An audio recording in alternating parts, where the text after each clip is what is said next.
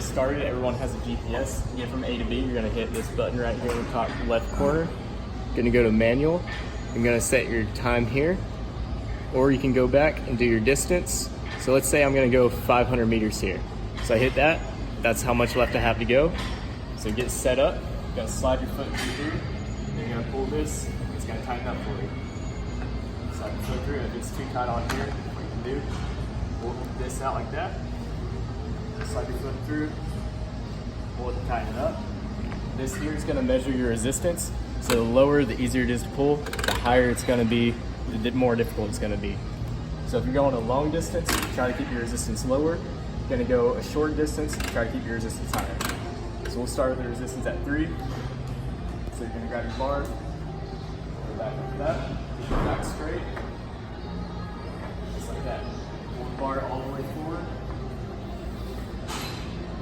Like that. So on the screen here, this here will show how far you've gone. This is your time here.